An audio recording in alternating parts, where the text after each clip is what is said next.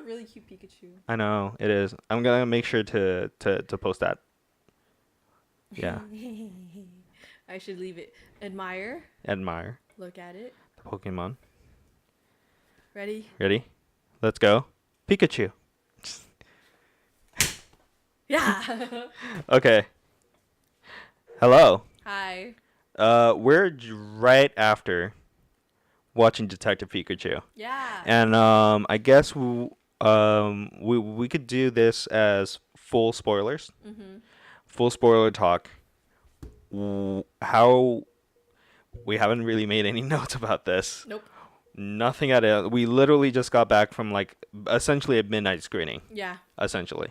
Well, it was kind of spontaneous. Yeah. We just finished wrapping up the anime podcast, and we're like, Detective Pikachu is coming out today, and like, let's do it.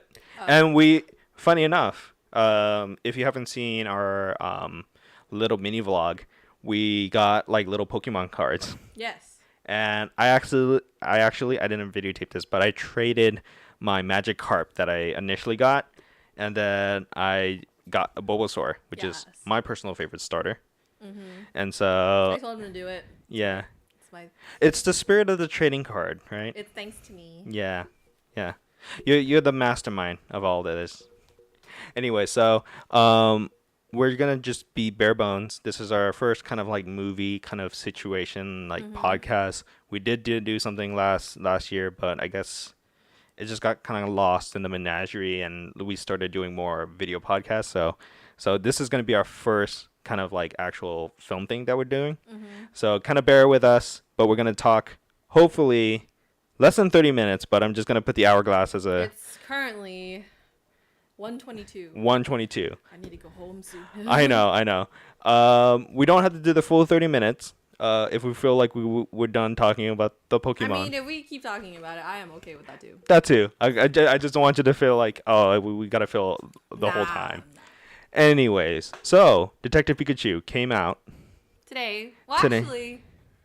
Yeah, today. Okay, this is before we continue. So when you go to a theater, right? Yeah. And it says it's releasing on this day. Is it like it releases the day before but on midnight, or is it like because I didn't think It's like the day before. Okay, because I didn't think Detective Pikachu was gonna be out today. I thought it was gonna be out by tomorrow. Tomorrow. Give me a quick second. I need to double check the video. Okay. Yeah.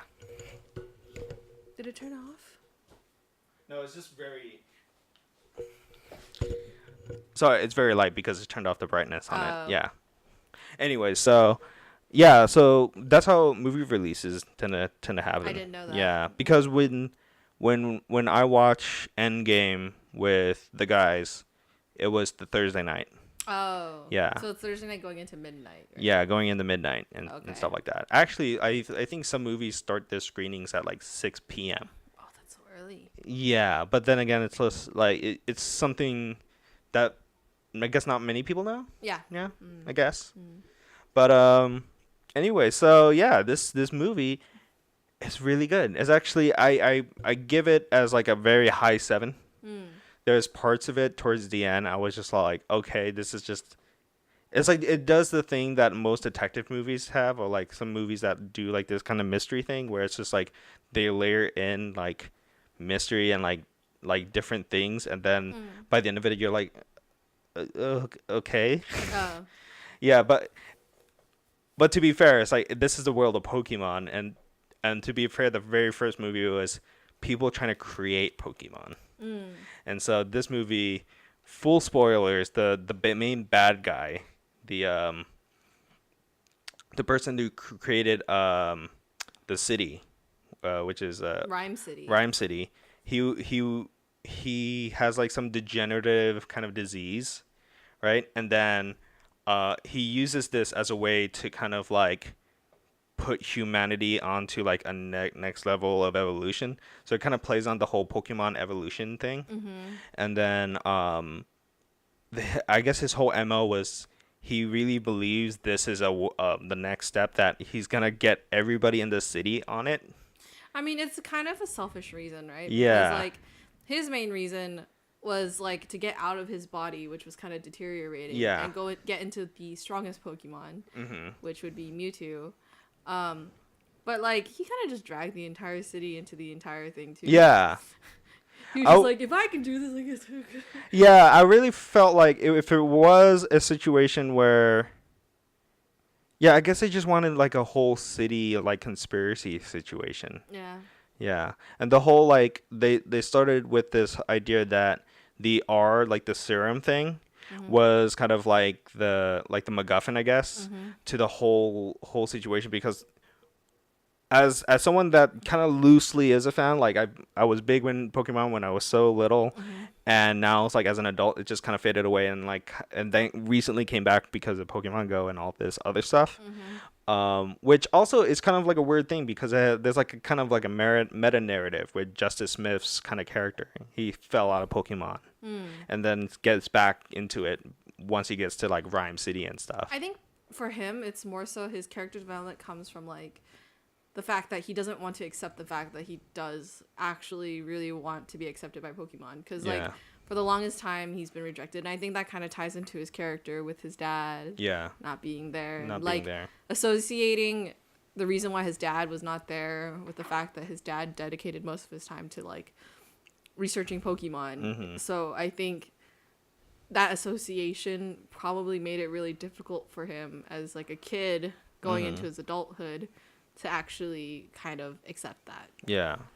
Especially since his dad not being there was immediately tied to the fact that like Pokemon were there in his life. Yeah. And his also I feel like his like dad dealing with grief in that way. And it's like kind of part of the movie's charm is also like imbuing some kind of like emotional thing in there. There's parts of this movie where it's just like, okay, this is like actually pretty sad. Yeah. And then parts of and you get to understand like the character, I forgot what the kid's name, but Justice Smith's character, Tim, right? Tim. Yeah, Tim's character, Tim Goodman. Also, by the way, so some of the names of these characters is also really funny to me. The last name Goodman. It's like, yeah, this is a good person. But also, the other characters, the Lucy, I thought some people were like, say on IGN, I've heard like it's like a one-note character. I feel like she kind of feels like a what I expect like a person that like is doing that type of career and also in a Pokemon universe. I would expect feels like that. Yeah. And also I felt like she's was more akin to kind of like very stereotypical like anime character kind of situation, I guess. Not like anime in the sense, it's just kind of like she's kind of one tracked in her thing, but she's also like a very strong female character too. I think she's, you know what, honestly, I think like as most movies are, I think she's definitely a supplement to his character. Yeah. But for the most part, aside from the fact that she does want to be a reporter, she does have her own motives and stuff. I think the main reason why she probably was there was for him to get the kind of leeway into getting the information from the news. Yeah. You know, so like if anything, she might have. It propels the story forward. Yeah. And that's the important thing about this character. Her Psyduck was really cute though. Yeah, I know. And then her outfit when she first appeared in the movie, it seems like it was a Pokemon trainer. Well, she did come in looking very detective-like. She looked like the epitome of what Pokemon Go is. Yeah. And I just want this to be a thing now that like in the Pokemon games you can just carry your Pokemon in a backpack. In a backpack, yeah. Just like the Psyduck. It's like just like walking around and it's like bouncing in her backpack. That was the one of the funniest parts is during like I guess the second act before like all the stuff goes down with Mewtwo. When she was walking out of running out of the facility and all the giant Pokemon started waking up, so Psyduck's just like Psyduck the whole time. It's really cute. And then whenever Pikachu, I don't think we ever saw other Pikachus. Nope, it's just Ryan Reynolds Pikachu. Ryan Reynolds is the Ultra Pikachu. Ultra Pikachu. He's the number one Pikachu. Actually, he's Prime Pikachu. Prime Pikachu. Yeah, I was expecting Deadpool to come out at one point. You know, honestly, as we were watching it, right, I was like, the Pikachu, like the voice actor for Pikachu sounds like the original Pikachu noise. But that only makes sense because Pikachu is, or like Pokemon is such like an ingrained cartoon that using a different voice for the sound of Pikachu would be like weird. Yeah. Like Psyduck sounded not exactly the same, but kind of. It sounds... It's weird to say kind of updated, I guess. I thought... It's what I imagined what Psyduck would be sounding, but the more I think about it and the more I'm like thinking the original like American voice actors, or if it was a Japanese voice actor, I'm sorry. Like it sounds different. I thought if anything, the Psyduck in the movie sounds slightly lower. Yeah. But the Psyduck's still really cute. There was a part in like the cafe with the Jigglypuff, it looking mad. There's a lot of little tiny things and a lot of little references, and something that we did touch upon before. Well, 1 second. No, I was like, I remembered when we were first when he was about to trade his card, right? Yeah. He was like, yeah, maybe Magikarp has a purpose, right? And I was like, wait and see, Magikarp's oh yeah, yeah, oh yeah, that was a he's gonna be like, that was gonna be something. There's gonna be something in this movie, and he evolved into a Gyarados, and I was like, I knew it. Yeah, and one of the things we did talk about leaving the theater, because one of the researchers, right, that was testing stuff on Mewtwo. Oh, by the way, I didn't realize that was Rita Ora. Rita Ora? Like, she's a big singer. Oh, okay. So yeah, the Rita Ora is Anne Laurent is the scientist. She's name. the big honcho. Yeah, of the research facility of the where facility. Mewtwo is held. Yeah, and that scientist was talking about how they were trying to track down Mewtwo in the Kanto region, but 20 years ago.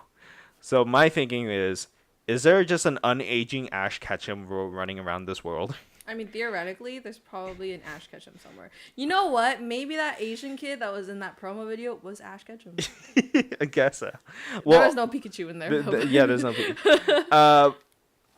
And it's an interesting kind of like name drop, I guess. And I was just like thinking, okay, is this like a bigger world where like the anime kind of lives in the anime, right? But the whole world itself has like this whole different identity, or I mean, I don't know. I feel like if anything, it's just an extension, right? Because obviously Pokemon started off in the Kanto region, and now you have like the Alola region, you have all of these different places and stuff. Yeah, no, there are a lot of different places if you look at the games and stuff like that now. So if anything, I think are they gonna get started like being placed in Europe, because apparently that Scottish trainer? There is a Europe. Oh, really? What was it? Okay. I kind of dropped out. It was only the anime that I watched. I never really paid. My Pokemon are talking. Okay, go on. In the old movie for Latios and Latias, they're in a place that's like really close to Venice. Okay. Like okay, I don't think... It's like Venice inspired, right? Yeah. Okay. Like, I don't think they're actually places that like exist that like, but I think there are locations that exist now that are like very similar, or like the creators of Pokemon based their locations off of those places. Right. And so I feel like they kind of made themselves like a leeway into potentially just letting the Pokemon franchise go forever, because it's kind of like an ever-growing city. Like now you have Rhyme City, which is the movie one. You have Kanto, which is like the original Pokemon, the OG. Yeah. And there's like a whole bunch of other regions. Like there's the freaking whatchamacallit, like the Pokemon Ranger area, which is like 5 different cities in one small area. Which is basically Southern California in a nutshell. 5 different cities in one small area. Yeah, basically.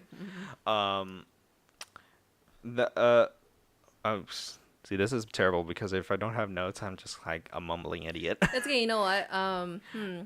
What do you have like a favorite point in your movie, or what critiques do you have for the film? I think it just, parts of it did fall into the trap of like what I mentioned earlier.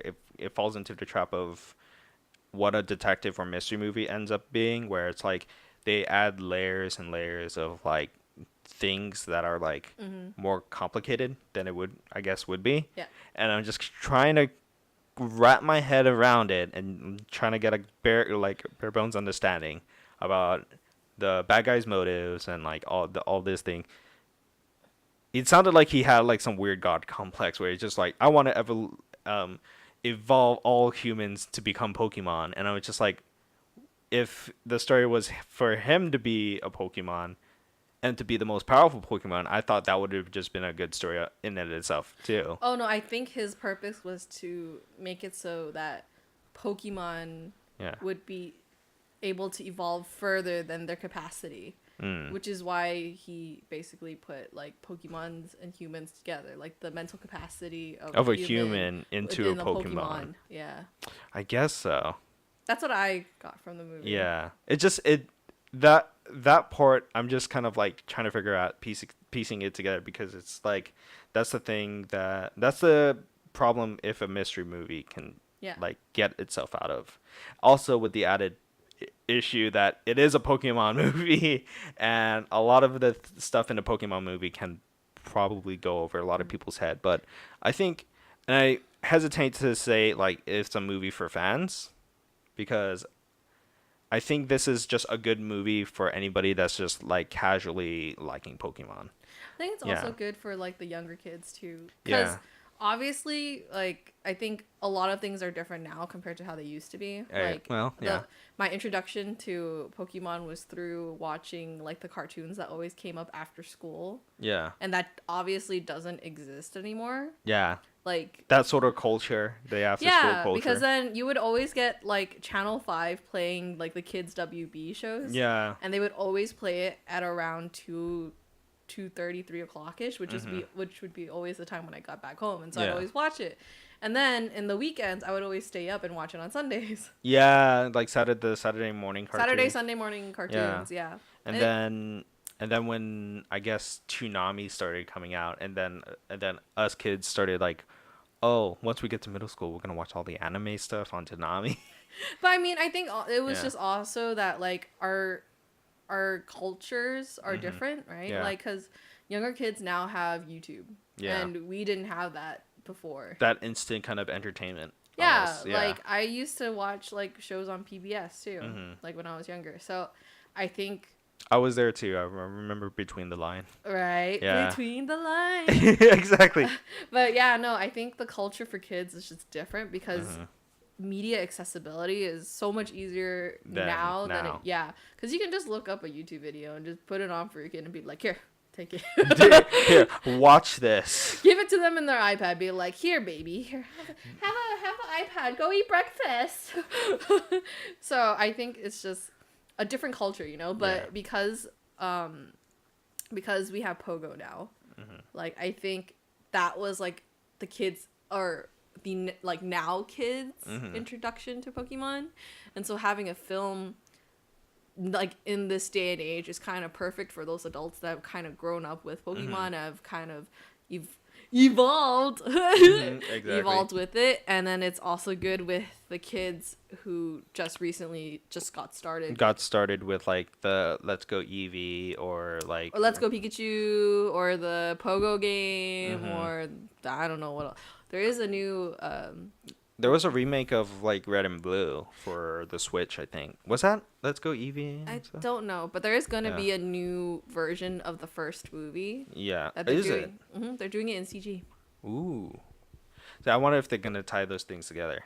I don't think so. It's probably not. I think you know what they're doing? I think they're doing like the CG adaptation version of the first movie. Like the how the Lion King live action remake, which is really not like not live action. It's literally just computer animated. Yeah, just computer animated. Well, here they're calling you do you know what they're calling the Lion King movie? They're calling it live action. Oh, but it's CG. I know exactly. Oh, that's weird. It's weird because everybody's like the live action Lion King movie. Everybody got excited, and then I'm just sitting back in the back thinking, wait, how do you do a live action Lion King? Is it just a Planet Earth documentary? I think the live action would then be the play, wouldn't it? With all the puppets and stuff? I was thinking when I thought that was being advertised, I was thinking, oh, are they just gonna do like a weird version of the play. That's weird. And then when they got all the actors involved, and I was like, okay, that's kind of cool. Like, I want to see. Beyonce's in there. Yeah, Beyonce is like, is Beyonce gonna like sing and dance? I was like, okay. And then once the first trailer, it's like, this is just a CG movie. She's just gonna be there singing the circle of life. Yeah, well, this is way more live action than what the Lion King movie would be. Yeah. Yeah. If anything, I think they just changed their modes of animation, but that's just me. Yeah, exactly. Going back to the movie though. The important part. Do you have any like favorite parts of the film? I personally really liked how all of the characters look like. Mm-hmm. And I recently found out, this is a really big throwback, but I don't know if I've ever mentioned it onto this podcast before, but I go to Anime Expo every once in a while. Yeah. And the guy who they got to kind of base their characters on, I saw him at Anime Expo before. Really? He sold his, I think he sold his posters, which had like real life version Pokemons. Really? At the convention. I think so. I don't know if it's the same guy, but they hired this guy who had did those drawings before to come on and help out with their live Pokemon. And honestly, like, some of them do kind of look a little bit weird, but like, to be fair, Mr. Mime has always been a monster. Yeah. But also, like, I think the way that they designed it was really good because they're so recognizable that even from like a glance you can tell like it's a Pidgeot or something. Yeah, Pidgeot.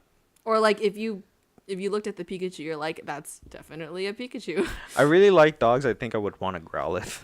I really want a Growlithe. I think it's like either gonna be a Bulbasaur or a Growlithe. I would want a Pikachu, an Arcanine, a Growlithe, any Pokemon really. I feel like a ghost Pokemon would be like annoying after a while. Why? I feel like the ghost Pokemon would probably try like at times try to scare you, and then you just get so used to it. It's like, be quiet, Dave. I mean, as long as it doesn't murder me, I'm fine. Yeah, some of those backstories of Pokemon are kind of like weird. Yeah, a lot of the ghost ones are pretty dark, pretty sketch. Yeah. There's also the Cubone at the very beginning of the movie. Cubones are really cute. Yeah. They're just really anxious characters. I like how they worked in some of the backstory of these Pokemons. I think one of the biggest things that I liked about the movie is that as a person that saw like the first two kind of runs, like the first two series of Pokemon, seeing the original 152, I was just all like, this is that's a Ditto. Yeah. And like, that's a Squirtle. And I was like, I'm just like naming off Pokemons out of nowhere. I do like how they introduced like a lot of a lot of Pokemon that like are in the newer regions though. Yeah, like stuff that I'd never seen before, like the Apom. I've seen Apom. I think I've seen Apom before, but like I don't remember seeing. Apom's in the original group of Pokemon. Are they? Yeah. No, I thought they were the Johto regions. No way. But okay, hold on. You know what? That's the second generation of Pokemon. No way. Hold on. Apom is no. We're doing a fact check right now. When what? I don't think that they were 151. I'm pretty sure. Oh, just kidding. Apom's in Generation 2. Just kidding. No, wait. Is it Generation 2 or 3? Wait. I'm trying to figure it out. Don't turn this into an ASMR. I'm not. I'm trying to figure out when he came out. I swear to God. Are you trying to assume this Pokemon's sexual identity by saying he came out? Oh, oopsie, sorry. I'm just kidding. I swear to God, it came out like, okay, apparently it's in the second. It's not 151. I'm looking at a poster on Amazon. Really? Yeah, apparently. Oh man. Oh, okay. It says it's in Generation 2. Okay. It's close. It's close. Well, did we talk about? Oh, we did talk a little bit about like what Pokemon we would have in if Pokemon was real in this universe.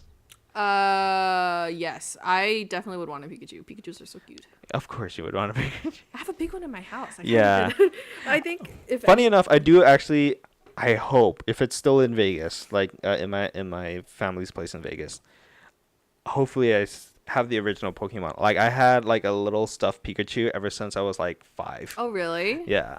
I did a cosplay like 3 years ago as a Pokemon breeder. Like a Jessica Negri. My icon right now is a Pikachu holding a gun. That's the most American thing that I could think of. No, it's just look at it. It's so confusing. It's very Ryan Reynolds of you. But it is Ryan Reynolds. I know. Oh, so okay, big spoiler part. Where I think we went off on a big tangent, but yes. Towards the end of the movie, actual Ryan Reynolds turns out to be his dad. Turns out to be his dad, which is actually fine. But I was just kind of like thinking, they're halfway through the movie, they kept on showing that this his dad is like face down or like away from the camera and stuff like that, and I was just thinking, there's got to be a good like big reveal of like who this character is, and like at the end I was just like, damn right, it's Ryan Reynolds, the dad. I mean, originally the way that they were doing it made it look very well. Okay, at first you don't really feel like it's a big deal, but at some point it starts getting to a point you're like, who's this dad? Yeah. And then the whole like it's probably they wanted to work in the whole. The Pokemon are going to be in other people, and then the whole Mewtwo. I mean, the way that they were hinting it. Yeah, they was hinting it in interesting ways. It all kind of like goes back to itself, but just the way that like the motivation of these characters is just kind of weird to me. But yeah, who's to say? It's a rich dude that has a weird god complex because he's like stuck in a degenerative state. Yeah, which is really weird. Also. Something that we also mentioned on the car ride back. Ditto is my new nightmare in Pokemon. I didn't realize I would ever say that. Seeing Ditto changed into people with bug eyes is disturbing to me. It's a little weird when you changed into Lucy and her eyes were just like little dots. I was just like, oh, this is a very interesting way of doing things. I was just like, on. I mean, I think it's a good use. Like, they hinted at it a lot, especially because the girl had like pink, really pink like stuff. Yeah, and it was rubbery, and I was just like, yeah, she looks off. I when they revealed that character, I thought that was Lucy for a second. Oh. Like during the scene, the battle scene, and I was just like, wait, is that Lucy? Yeah. And I didn't want to be like the guy's like, oh yeah, all white people look like. I was just like, is Lucy a bad guy? And I was like, oh, wait, no, this is a different person. It's a Ditto. It's a Ditto. Which also was funny. There was a part where they were like pointing out that she only had her sunglasses. But I was just like, oh, wait. It wasn't a Ditto situation. It was a Lucy pretending to be a Ditto. I mean, it actually eventually, and the sunglasses. Yeah, the sunglasses in the cafe. I was just like, oh, it's like, no, she's not a Ditto. I mean, it eventually made sense. It made sense that it knew what to change into. Yeah. Yeah. They probably knew each other at some point. You know, ultimately, I think they hit the ending pretty well. Yeah, it did.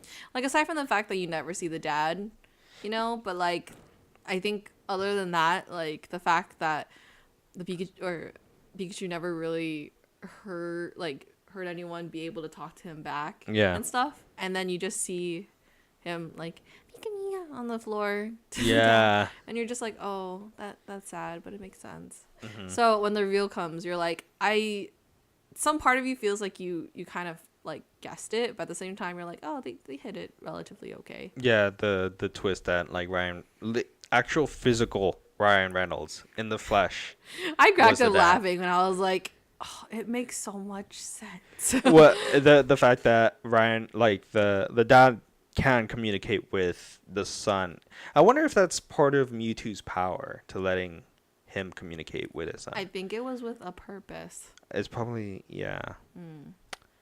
Speaking of, so this is probably one of the better video game movies. I was going to ask you. Which is weird to say because all Pokemon is also an anime. Yes. So how do we classify this? They did make a big reference towards the credits, and I thought that was pretty awesome, by the way, that they drew them as like kind of like an anime version of the characters, but also they kind of went back to the Game Freak kind of like Pokemon sprites too. So it's weird because it's like people are saying, yeah, it's like this is gonna be a change in video game movies, but as a person that's been doing a like the My Hero Academia kind of like podcast situation, it was like, wait, is it? What came first, the anime or the video games? I think it's probably. Yeah. You know what? We're gonna. Yeah. I want to say that it's the game. I want to say it's the anime because the thing that got me into Pokemon more was the anime versus the video games. I never my parents didn't afford a Game Boy for me. They only managed to save up for the Game Boy Advance, and even then I didn't even have Pokemon on it. Did I ever play Pokemon? I'm trying to remember if I ever did. I believe the game came out first. The game came out first? I think so, because they did it with the hold on. The TV show first came out in 1997. 97? Uh-huh. And you know what? Here, I'm gonna Google. What is it Red, Ruby Red? Okay, so the cartoon came out in 1997. 97. The card game came out on October 20th, 1996. So the cards are before the cartoon. Cartoon. But I don't know when you know what? Here, let me. It's Pokemon Red and Blue, right? That's the very first game. When was the first Pokemon game released? Yeah, it should be Red and Blue. Oh, right? And then the Pokemon game was released on February 27th, 1996. 96. So the game was first. The game was first. On a canonical level, the game was first. So it went games, trading cards, cartoon. Okay. So it's technically a video game movie, if by that situation. But to be fair, the U.S. release is like 1998. We're splitting hairs at this point. Yeah. But yeah, like would you? I guess I could consider this as a video game movie. I mean, I think it's doing really well as a video game movie. Yeah, yeah. And as the concept of like a speaking Pokemon, we ran out of time. As a concept of the speaking Pokemon, do you think that this could be a franchise maker? I don't know. Like, would you want to revisit, like, go back to the world of Pokemon in a live action form? Me as a fan, I would say yes, but like, I don't know if I. Like, well, what other story? That's the problem. I don't know what other stories they could do. Yeah. You know, so unless they had like a very engaging story to continue the Pokemon franchise in, then I don't know. Also, I feel like in the future, like from a marketing standpoint, it's gonna be like, how much attention does this movie garner in terms of like people turning up? Because okay, we just had Endgame come out, and Endgame was 2 weeks ago, and that hit 1.2 billion in its first week. When we left the theater, there was an Endgame showing that started at 11:30, and they were like in the middle of like the New York scene. Yep. And they're not gonna come out of the theater until the next hour because they have like a whole another hour. That whole entire movie is 3 hours long. Yeah, exactly. And then right now, the way things are is that Endgame, as far as we know, has been taking up a lot of theater time. I'm pretty sure Avatar is going to be like, the fire is lit. I don't know. Yeah, I don't know. Well, Avatar is a different story. And if we do a film and television podcast, I would like to go into that, like the whole Avatar thing. Mm-hmm. Because my personal feelings, like, I like Avatar. They need to do something really crazy with these sequels. And are they having a sequel? Yeah, they have sequels. They have 3 or 4 movies in, and all those movies total out to be for like $1 billion to produce. I have something controversial to say. What? I didn't really like Avatar. Avatar is a very divisive movie. It's a very divisive movie. I enjoyed it, but then again, on repeat viewings, it's just kind of like, oh, I've seen this story before. I feel like the concept we're dragging. Yeah, we're dragging along. But I feel like Avatar as a movie was like something that was pretty engaging to me. But at the same time, like now that I look back at it, I was just kind of like. The selling point was the world of Avatar. I mean, obviously now that Disney has Avatar, what is it called? What is the place called? I don't know. World of Pandora. Yes, and that exists now, and it apparently looks wonderful. Take me, sponsor me, Disney. And then Papa Disney. But going back to Pokemon, like the world is there. Oh, definitely. The world is there. The fact that we had a talking Pikachu of Ryan Reynolds, I feel like can only work in this sort of situation. Yeah, I don't know what else they could do afterwards, because like the whole purpose of his character in this movie was to be eventually revealed that it was his dad. Is his dad. And I'm not saying like I'm now used to the concept of talking Pokemon, and I thought that was a very out of the blue thing. I was one of those naysayers. Just like, oh, they're gonna have a Detective Pikachu that talks, and it's gonna be Ryan Reynolds. And I was just like, what's going on with this movie? What is going on? It's a meme fest. That's what and I was just like, and then by the end of the movie, I was just like, okay, I'm sold on this idea, but what can, like, maybe let's kind of theory craft. If we were the people behind Detective Pikachu, how we would go about making a sequel, or not a sequel, but maybe like another movie in the Pokemon series. I feel like it would have to be a different story completely. Maybe from a different region. I mean, okay, so my personal opinion is that if you want it to be engaging, right, it has to be about like the Pokemon that exist in that world, just because it's kind of like the driving force of the show, right? Especially with like the relationship between humans and Pokemon and stuff like that. But like the fact that the reveal already comes up in this film that it's his dad and Mewtwo was the one who was doing it in the first place kind of makes it so that if you do another movie, it's no longer about communication, it's about the bond that people have with them. But I don't know how you can make that as engaging of a film. I feel like it might have to be like a series of films, or maybe just like a live action series. It could be that, like, you develop like a story where maybe we can get like maybe like an Ash Ketchum situation where you try to become a Pokemon trainer. I don't know what else is there. I don't think there's a lot of like repeatable variables that come out of this movie. Just because also like, and I'm also very fine that if this is just one movie, a live action movie out of the Pokemon universe, I'll be fine with that too, because it's a very solid movie, and I think we both actually really enjoyed it. One thing that I also I wish they had, you remember in the Pokemon movie that they had like a little mini movie before the start of the movie? Oh, do you remember that? I think so, yeah. At the very first, I think it was the first Pokemon movie. That'd be kind of cute. That would be kind of cute if they ever do that again. Like if they do a live action Pokemon movie. If they pull like a Disney short film. A short film. I remember.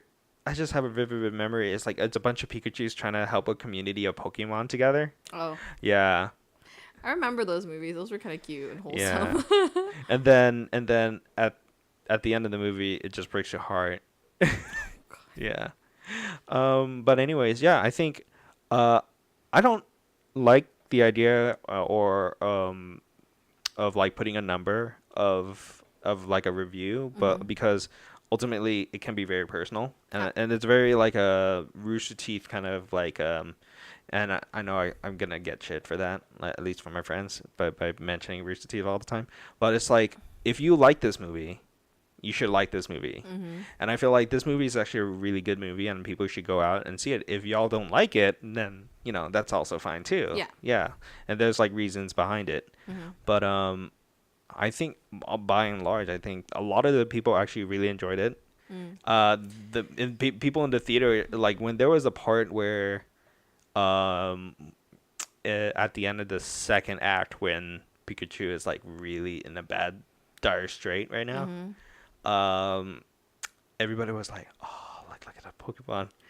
They're like the Bulbasaurs are like everywhere, and like I don't know what the mushroom Pokemon is, but I don't even know what Pokemon that is. But it was just like there was like a moment of like really quiet like reflection of like what just happened, which is actually kind of a good thing. And I feel like it's part of I guess in like Japanese storytelling where it's like it stops to kind of let you breathe in the moment. Mm-hmm.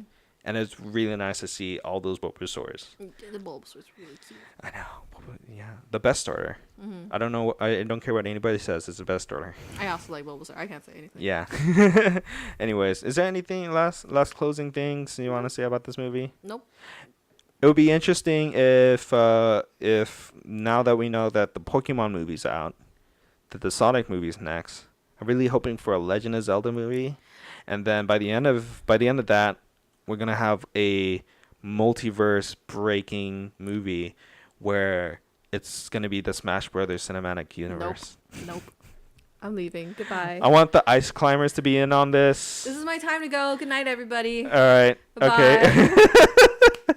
we're gonna end on that. All right. We'll see you on the next one. Bye. Bye. Hello. Oh, you know, it'd be funny if we just do a Detective Pikachu show after this. Yes! You know what? I mean, let's do something. Yes! Okay. I'm down. All right.